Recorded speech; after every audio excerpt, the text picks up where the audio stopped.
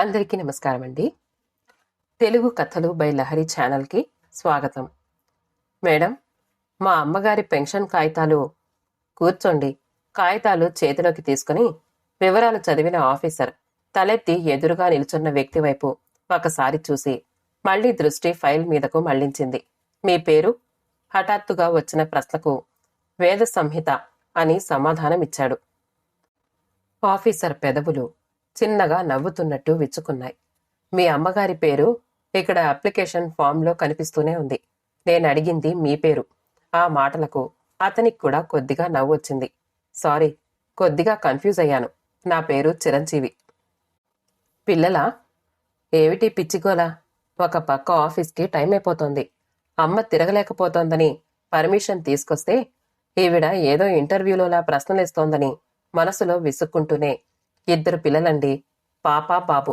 పాప 2వ క్లాసు, బాబు 4వ క్లాసు చదువుతున్నారు. మళ్ళీ అడగకుండా వివరాలన్నీ చెప్పాడు. ఓకే, మీరు వెళ్ళొచ్చు. మరి మా అమ్మగారి పేపర్స్ మళ్ళీ ఎప్పుడు రమ్మంటారు? మళ్ళీ మీరు రానవసరం లేదు. అయిపోగానే మేమే పంపిస్తాం. ఇంక వెళ్ళొచ్చు అన్నట్టు ఆ ఫైల్ పక్కన పెట్టి మరి ఫైల్ చేతిలోకి తీసుకుని ప్యూన్ కోసం బెల్ కొట్టింది. ఇంక చేసేదేమీ లేక బయలుదేరిన చిరంజీవి వంక తలెత్తి చిరునవ్వుతో చూసింది 35 ఏళ్ల కాంచన. ఏరా అబ్బాయ్, పెన్షన్ ఆఫీస్కి వెళ్ళావా? వెళ్ళానమ్మా. ఈసారి డైరెక్ట్గా ఆఫీసర్నే కలిసి పేపర్లు ఇచ్చొచ్చాను. అయిపోగానే వాళ్లే పంపిస్తారు అన్నదావిడ.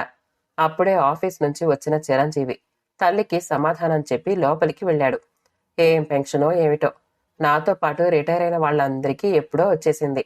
హై స్కూల్ నుండి జూనియర్ కాలేజీకి, అక్కడి నుండి డిగ్రీ కాలేజీకి ప్రమోషన్ ట్రాన్స్ఫర్ అవ్వటంతో ఈ గోలంతా.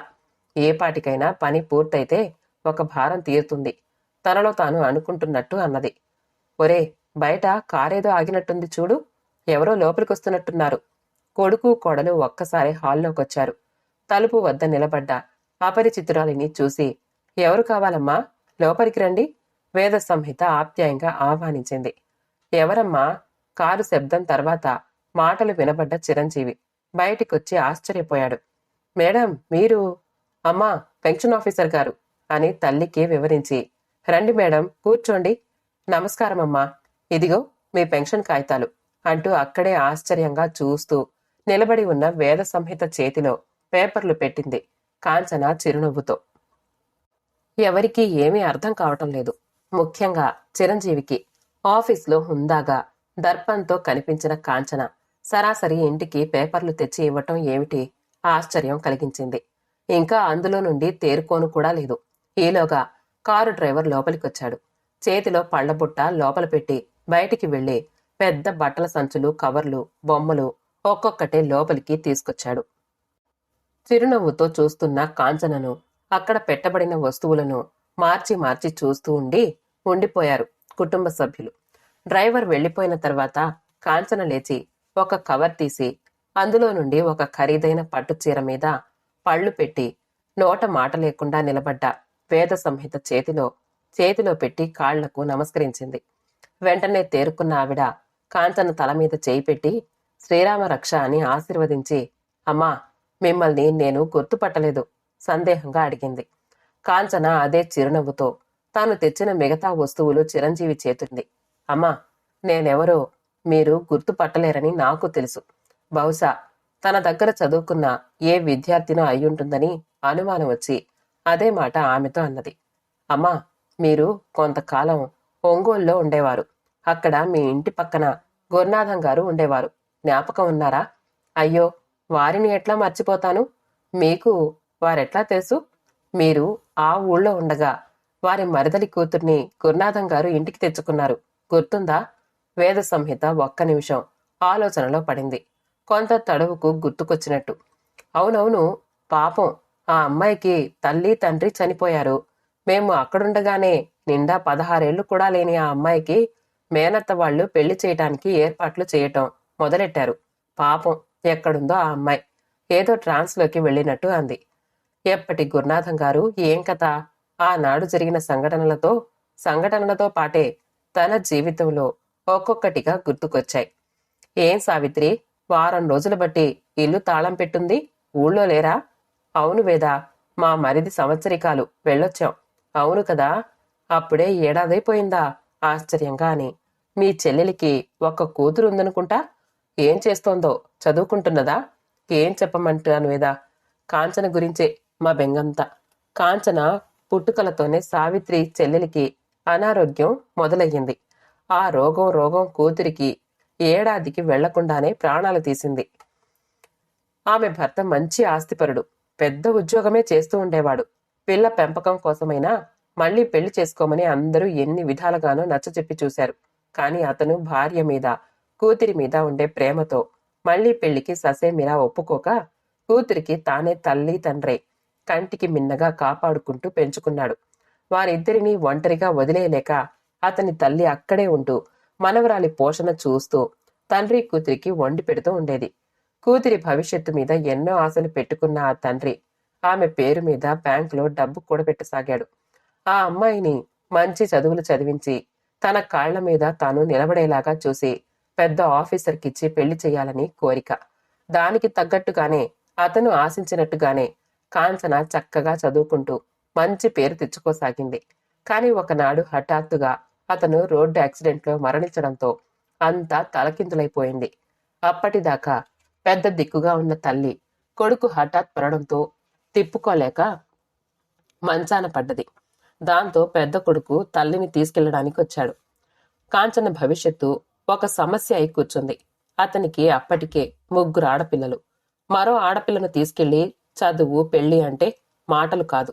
ఎంత ఆస్తి ఉన్నా ఆడపిల్ల బాధ్యత మాటలు కాదు. అయినా కష్టమో నిష్ఠూరమో తమ్ముడి కూతుర్ని తప్పనిసరి పరిస్థితుల్లో తనతోటే తీసుకెళ్లటానికి నిశ్చయించుకున్నాడు. ఆ సమయంలో కాంచన మేనత్త సుగుణ అండగా నిలబడి ఆదుకున్నది. అన్నయ్య, ఎట్లా మాకు ఆడపిల్లలు లేరు కదా, కాంచనను నాతోనే తీసుకెళ్దాము అనుకుంటున్నాను.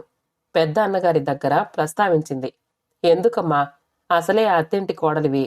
మేనకోడల్ని ఇంట్లో పెట్టుకుంటే మీ అత్తగారు మావగారు ఏమంటారో ఆలోచించు. అయినా కాంచన చదువుకుంటాను అంటోంది. మీ ఊళ్ళో సరైన బళ్ళు కూడా లేవాయే. అదంతా ఆలోచించుకునే అడుగుతున్నానన్నయ్యా. మా అత్తగారు మావగారికి కూడా ఆడపిల్లలంటే చాలా ఇష్టం.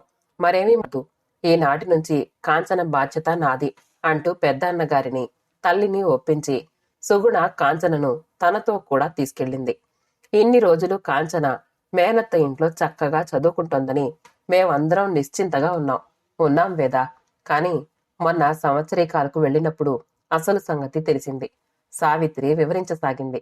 ఏరా తల్లి, బాగా చదువుకుంటున్నావా? తండ్రి సంవత్సరీకాలకు వచ్చిన కాంచనను దగ్గరకు తీసుకున్న సావిత్రికి ముతక పరికిణి ఓణీలో ఉన్న కాంచన శరీరంలో ఎమ్మికలు చేతికి తగిలాయి. దూరంగా నిలబెట్టి పరిశీలనగా చూసిన సావిత్రికి కొబ్బరి పీచులాంటి జుట్టు, గుంటలు పడ్డ కళ్లతో కనిపించిన కాంచన అసలు రూపం కనిపించి విస్తుపోయింది. ఆప్యాయంగా పలకరించిన పెద్ద తల్లి మాటలకు ఆ అమ్మాయికి ఒక్కసారి దుఃఖం పొంగుకొచ్చింది. సావిత్రిని కౌగిలించుకుని బోరుమని ఏడవసాగింది. ఆ దృశ్యం సుగుణ అత్తగారు చూసింది. అమ్మాయి సావిత్రి, బాగున్నావా?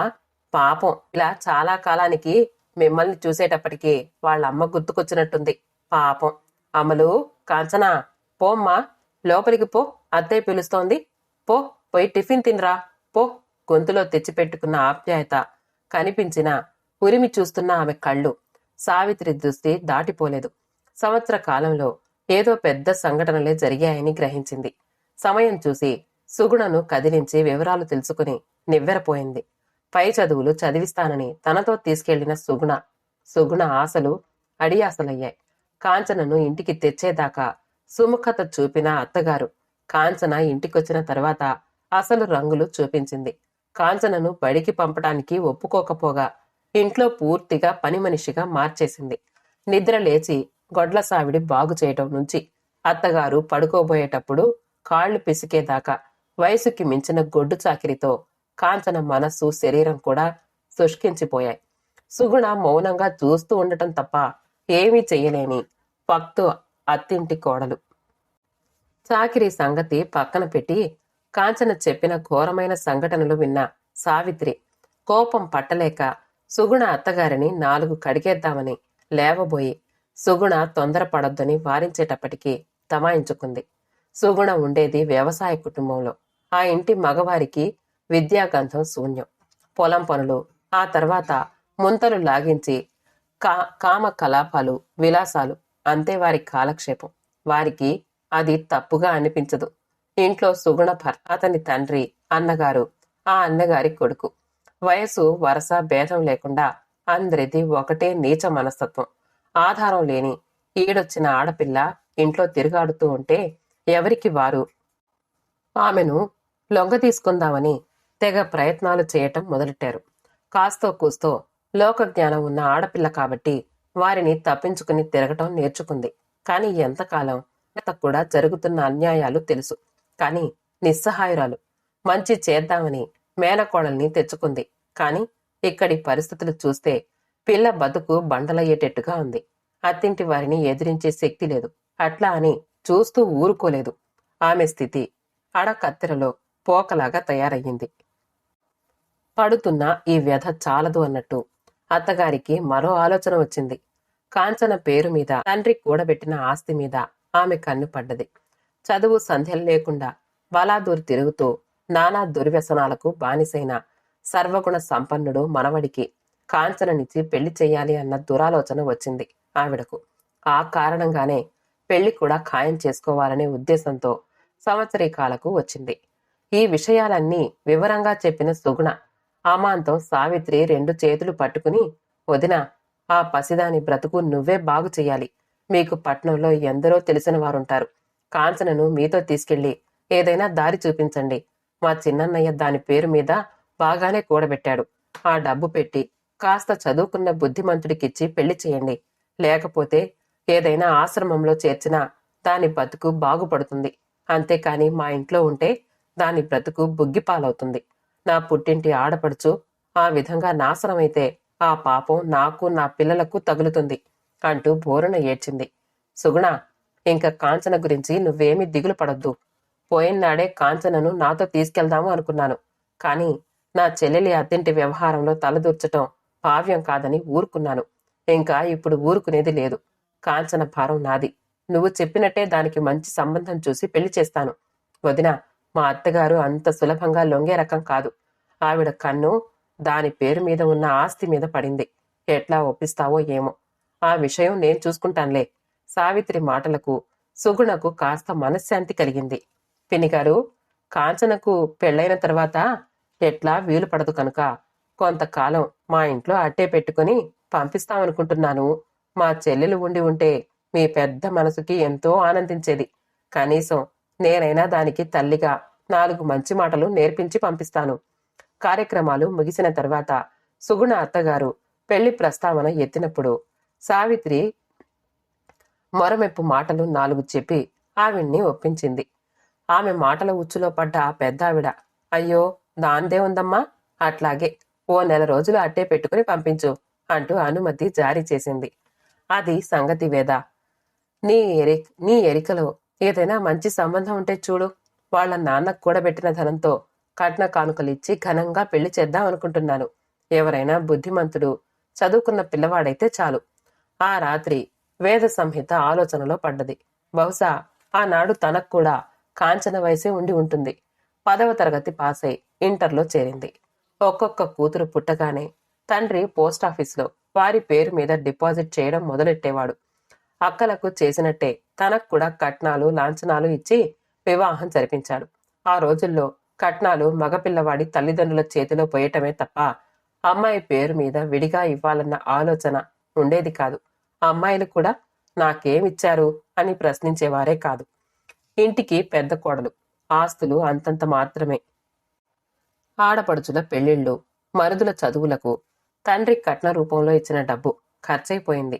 అందుకులు స్థిరపడ్డాయి. అత్తమామలు కాలధర్మం పొందారు. 2 పిల్లలు చిన్న తరగతుల్లో చదువుకుంటున్నారు. నిండా 25 కూడా నిండకుండానే అనుకోకుండా వేద భర్త కూడా అకాల మరణం పాలయ్యాడు. అందరివి మధ్యతరగతి కుటుంబాలే. ఎవరి సంసారాల్లో వారు బిజీ. ఆదుకోవటానికి ఎవ్వరూ ముందుకు రాలేదు. భర్త మరణంతో వచ్చిన కొద్దిపాటి డబ్బే ఆధారం. వేద చదువుకున్న 10వ తరగతి చదువుతో ఒక స్కూల్లో ఆయాగా ఉద్యోగం వచ్చింది. కాస్త ఊపిరి అందినట్టయింది.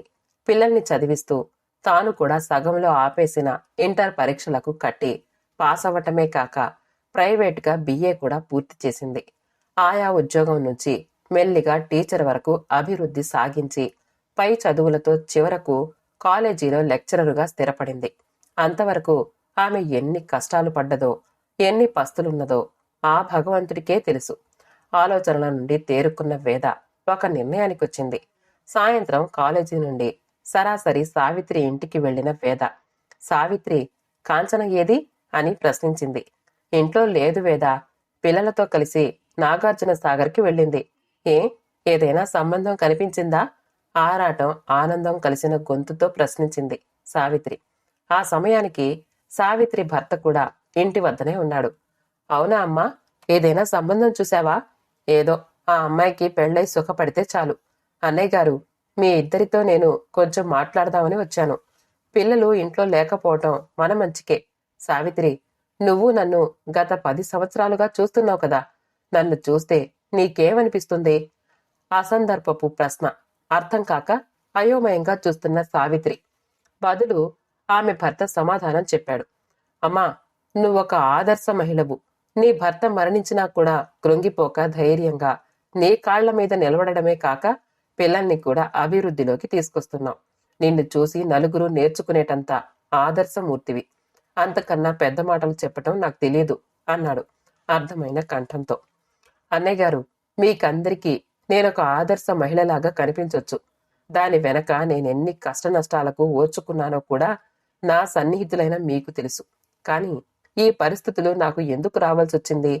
చిన్నతనానే లోకమంటే ఏమిటో తెలియక, తగినంత చదువు లేక నేను పడ్డ ఆగచాట్లు, మరో ఆడపిల్ల పడటం నాకు ఇష్టం లేక నేను నా మనసులో మాటలు 4 చెప్పదలుచుకున్నాను. ఆ రోజుల్లో ఏమీ తెలియని అయోమయవస్థ. చదివింది చాలు, పెళ్లి అని అమ్మా నాన్న అనగానే మరో ఆలోచన లేకుండా పెళ్లి జరిగిపోయింది. అంతంత కట్నాలిచ్చి పెళ్లి చేశారు. ఇచ్చిన కట్నం డబ్బులు ఎట్లా ఖర్చయ్యాయో కూడా తెలియకుండానే ఖాళీ. హడావిడిగా పెళ్లి చేయకుండా ఆ డబ్బు పెట్టి నాకు చదువు చెప్పించటమో లేదా ఆ డబ్బు బ్యాంకులో వేయటమో చేస్తే నేనింత అగచాట్లు పడవలసిన అగత్యం ఉండకపోయేది కదా అని తరువాత ఎన్నిసార్లు బాధపడ్డాను ఎవరికీ తెలియదు. పెళ్లి చేయటం ఎంత అవసరమో, ఆడపిల్లకు కొంత ఆర్థికంగా నిలబడే శక్తి వచ్చేలా చూడడం కూడా అంతే అవసరం. అందరికీ నాకు వచ్చిన పరిస్థితే వస్తుందని కాదు, కానీ రోజులన్నీ మనవి కావు. ఇంత ఎందుకు చెప్తున్నానంటే, కాంచన తల్లిదండ్రులు లేని పిల్ల, డబ్బుకి కొదవలేదు అంటున్నారు. ఆ అమ్మాయి పేరు మీద ఉన్న డబ్బు మీద ఆశ కొద్దీ ఎవరో ఒకరు ముందుకొచ్చి పెళ్లి చేసుకుంటారే అనుకోండి. ఆ కాస్త ఊడబెరుక్కుని ఆమెను వీధిలో నిలబెట్టరని గ్యారంటీ ఏమిటి? నన్ను సంప్రదించారు కనుక నా సలహా చెప్పటానికి సాహసిస్తున్నాను. కాంచన పేరు మీద ఉన్న డబ్బు ఎక్కడైనా ఆదాయం వచ్చే చోట పెట్టుబడి పెట్టి వచ్చే ఆదాయంతో చదివించి ఆమెను తన స్వశక్తి మీద ఆధారపడే విధంగా తోడ్పడండి. ఏదైనా ఇంకా ఆర్థిక సహాయం కావాలంటే నాకు తెలిసిన స్వచ్ఛంద సంస్థలు ఉన్నాయి. నాకు చేతనైన సహాయం చేయగలను. నేను ఉద్యోగం చేస్తున్న కాలేజీలో సీట్ వచ్చేలాగా ఏర్పాటు చేస్తాను. చేర్పించండి. అంతేకాని ముక్కుపచ్చలారని ఆ పిల్లను ఇప్పటి నుండే పెళ్లి అనే రొచ్చులోకి దింపకండి. తనకు తోచిన 4 మాటలు చెప్పి మనసులో భారం దించుకున్న వేద సంహిత ప్రశాంతంగా నిద్రపోయింది. అప్పటికే ట్రాన్స్ఫర్ అయి ఉండటాన మరుసటి వారమే ఊరు వదిలి వెళ్లిన వేదకు తర్వాత ఏం జరిగిందో తెలియదు. అవునమ్మా, ఆ అమ్మాయికి అప్పుడే పెళ్లి చేద్దాము అనుకుంటుండేవారు. ఇప్పుడు ఎక్కడుందో ఏమో. అమ్మా, ఆ అమ్మాయి మీ కళ్ల ముందే ఉంది. చిరునవ్వుతో చెప్పిన ఆ సమాధానం విని అందరూ నిశ్చేష్టులయ్యారు. ఆనాడు వేద సంహిత చెప్పిన మాటలు సావిత్రి దంపతులను ఎంతగానో ప్రభావితులను చేశాయి. నిజమే సావిత్రి, వేద చెప్పే వరకు కాంచనను చదివించాలన్న ఆలోచనే మనకు రాలేదు కదా. మనం కూడా తెలివి లేకుండా పెళ్లి అని సంబంధాలని వేలాడుతున్నాం. ఇప్పటికైనా కళ్ళు తెరుచుకుని తనను చదివించాలి. భర్త మాటలకు సమ్మతంగా తల ఊపింది సావిత్రి. పిల్లలతో పిక్నిక్కి వెళ్లి తిరిగొచ్చిన కాంచనను కూర్చోబెట్టుకుని వేద సంహిత చెప్పిన మాటలు చెప్పి, అమ్మా కాంచన, ఇప్పుడు నీ అభిప్రాయం చెప్పు. నీకు చదువుకోవాలి అనుంటే చెప్పు. ఎంతవరకు చదువుతానంటే అంతవరకు చదువుకోవచ్చు. కానీ నీకు చదివింది చాలు, పెళ్లి చేసుకోవాలి అంటే అట్లాగే నీకు నచ్చిన పిల్లవాణ్ణి చూసి పెళ్లి జరిపిస్తాం అంటూ ఏ దాపరికం లేకుండా వివరంగా చెప్పారు. ఆ అమ్మాయికి పట్టరాని సంతోషం కలిగింది. పెద్దమ్మ, నేను చదువుకుంటాను. మా నాన్న ఉన్నంత కాలం ఎప్పుడూ చెప్తూ ఉండేవాడు, అమలు, నిన్ను కలెక్టర్ చేయాలని ఉందమ్మా అంటూ ఉండేవారు. నేను ఇప్పుడే పెళ్లి చేసుకోను. మనసులో మాట చెప్పటానికి ఇంతకాలానికి అవకాశం దొరికింది. కాని కాంచన, మీ అత్తయ్య సుగుణ అత్తగారు ఏం గొడవ చేస్తుందో భయం భయంగా అన్నది సావిత్రి. పెద్దమ్మ, ఆ విషయం నాకొదిలే. ఆ ముసలి గుంట నక్కకు ఎట్లా వాతలు పెట్టాలో నాకు బాగా తెలుసు. కాని ముందర మీకు ఇంత మంచి సలహా ఇచ్చిన ఆ దేవతను కలవాలి అంటూ లేవబోయింది. నీకు ఆ అవకాశం లేదు కాంచన. ట్రాన్స్ఫర్ అయ్యింది. వేద సంహిత నిన్న రాత్రే వేరే ఊరికి బయలుదేరి వెళ్ళిపోయింది. కాకపోతే మేమిద్దరం కలిసి తీయించుకున్న ఫోటో ఒకటి ఉంది, చూపిస్తాను అంటూ సావిత్రి ఇచ్చిన ఫోటోని భద్రంగా దాచుకుంది కాంచన. అనుకున్నట్టుగానే సుగుణ అత్తగారు ఒకరోజు పిడుగులాగా ఊడిపడింది. అమ్మో అమ్మో, మా ఇంటికి కాబోయే కోడలు చక్కగా నేవళం తేరి ఎంత ముద్దస్తున్నదో. సావిత్రి, నువ్వు చెప్పినట్టే పిల్లను చక్కగా పెళ్లికి సిద్ధం చేశావు. రేపు శ్రావణ మాసంలో మంచి ముహూర్తం ఉందట. అది పోతే మళ్ళీ 6 నెలల దాకా ముహూర్తాలు లేవట. గబగబా చెప్పుకుపోతున్నా ఆవిడ మాటలకు అడ్డుకట్ట వేస్తూ, ఎవరికి అమ్మమ్మ పెళ్లి అంటున్నావు? తాతయ్యకు గాని మావయ్యలకు గాని మళ్ళీ పెళ్లి చేస్తున్నావేంటి? అబ్బా, చాలేవే సరసం. నీకు సీనుబావకు పెళ్లి ముహూర్తం పెట్టుకొచ్చాను. త్వరగా నీ సంచి తీసుకుని బయలుదేరు. రాత్రి బస్సుకి ప్రయాణం. అమ్మమ్మ, నీ బేవార్సు మనవణ్ణి చేసుకోవటానికి ఇక్కడ ఎవ్వరూ సిద్ధంగా లేరు. నేను కాలేజీలో చేరాను. వాడికి వేరే సంబంధం వెతుక్కో.